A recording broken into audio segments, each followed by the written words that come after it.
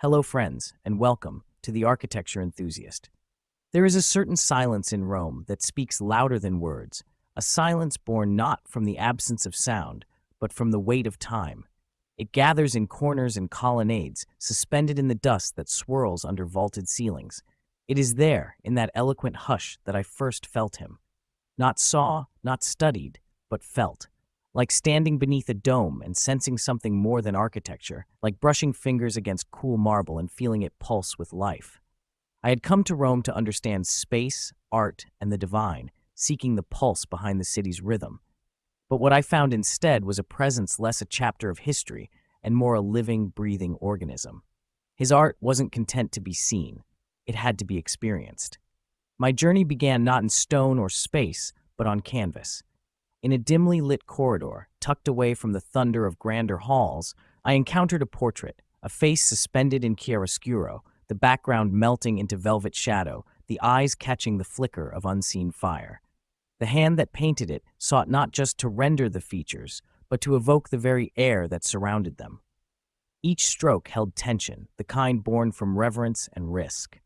What struck me most was not the subject, but the invitation to linger in their presence. The portrait did not declare itself, it breathed. The brushwork whispered of an artist still searching, still becoming. There was humility in the early works, an intimacy between creator and subject that defied the expectations of grandeur. The colors did not shout, but sang in minor keys. Faces turned softly, as if caught between one thought and the next. Draperies hinted at movement, light carved its quiet path across a cheekbone. I felt like an intruder stepping into someone else's memory. In those moments before the grandeur of stone, there was already the instinct for life, the trembling between illusion and revelation. As I stood before these paintings, I could sense the transition beginning. The figures longed to step beyond the canvas, to unfurl from pigment into something tactile, something weightier. It was as though the artist even then was dissatisfied with the limitations of the frame. He wanted more than representation. He wanted incarnation. And so the shift to sculpture was inevitable. I encountered it first in a quiet corner of a modest church. A figure emerged from the stone with a kind of restrained fervor, not a burst of glory, but a hesitant breath. The folds of her garments seemed to float, the texture of her skin hinted at warmth. Her face, tilted toward some unseen source of light, bore the ache of yearning.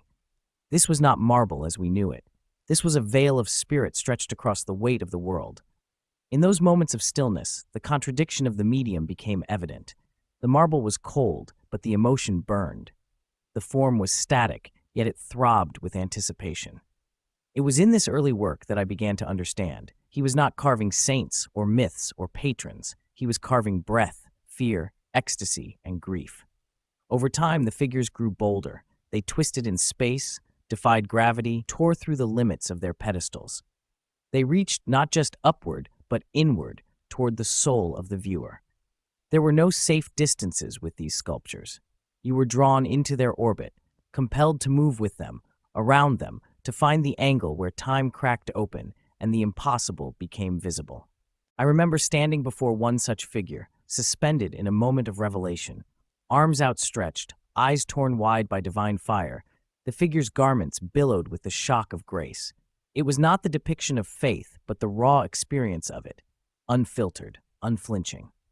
The moment you stepped into the chapel, you became part of the event. You were not a spectator. You were a witness. There was one encounter I will never forget. In a small gallery, tucked away from the eyes of most visitors, stood a portrait in stone, not of a god or a martyr, but of a woman. Her hair unbound, lips slightly parted, she looked as if she'd just turned to speak. There was something startling in her vulnerability. She was not posing. She was living. The sculpture was a confession, a secret uttered in marble. And I stood there, heart racing, as if I'd stumbled into an intimacy not meant for me. This was the miracle he wrought again and again, the transformation of inert material into the pulse of existence. He sculpted not bodies but moments, not stories but thresholds. In each figure, he preserved the instant before collapse, the breath before speech, the blink before recognition. Eventually, stone was not enough. His visions grew too large, too complex to be held within the boundaries of a statue. The next evolution was inevitable. Space itself would become his medium. The architecture did not present itself with quiet humility. It arrived like a revelation, vast, orchestrated, choreographed. I approached one such structure at sunrise, the sky still bruised with night. Columns curved toward me like open arms. Light pooled on the stone plaza, drawing shadows like brushstrokes. I understood then that I was not entering a building. I was entering a performance. He designed not for function but for transformation. Every angle, every aperture, every corridor and colonnade was part of a composition. The play of light and shadow was as deliberate as any chisel stroke. Movement became ritual. As you walked, you participated in the narrative. The architecture did not just house experience, it was the experience. Inside, the ceilings soared not in defiance of gravity, but in communion with it. They lifted you, carried your gaze, invited your thoughts to ascend. You became small, not diminished, but made sacred by the scale of it all. The walls breathed with frescoes, the chapels echoed with whispers, even silence became a kind of music. But the grandeur was not cold, it pulsed with intimacy. In a tucked-away corridor, a small niche framed a sculpture no taller than a child, its expression so tender it stilled the noise of the world. He understood that awe was not born only from scale, but from detail. He wielded both with equal mastery, and always there was theater. He did not build for solitude. He built for gathering, for drama, for encounter. Squares became stages, fountains became choruses, porticos opened like curtains. His city was not static. It moved, it breathed, it demanded an audience. In the final phase of my journey, I sought the quieter places, the aging works, the unfinished fragments. Here, the bravado softened. The figures sagged under the weight of their roles. Drapery hung heavier, expressions quieted. Even the marble seemed to age. In these final pieces, he no longer chased perfection. He accepted imperfection as truth.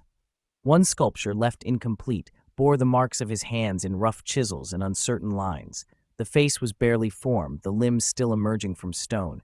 Yet I stood before it longer than any of the polished masterpieces. It was there, in the unformed, that I felt him most clearly, not as legend, but as man. A man who doubted, who aged, who failed. A man who kept carving. He had shaped the city, yes, but he had also shaped the air, the rituals, the rhythm of how one moved through sacred and public space. He had taken the intangible and made it tactile.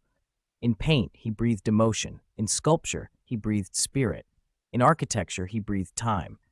As I left Rome, he followed me, not in statues or facades, but in the way I saw the world. He taught me that art is not about perfection, but presence. That architecture is not static, but a breath held in stone.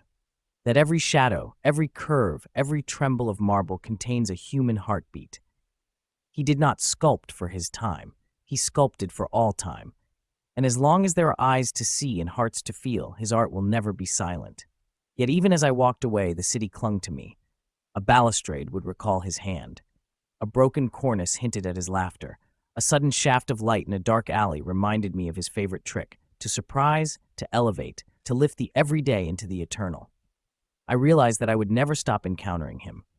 He was not a man buried beneath a tomb. He was a verb, an action, a call to feel more deeply. And now, when I pass a statue, or step into a church, or trace my fingers along the cool skin of a forgotten stone, I no longer look for signs or signatures. I listen, for breath, for presence, for that sacred tremble that turns silence into song.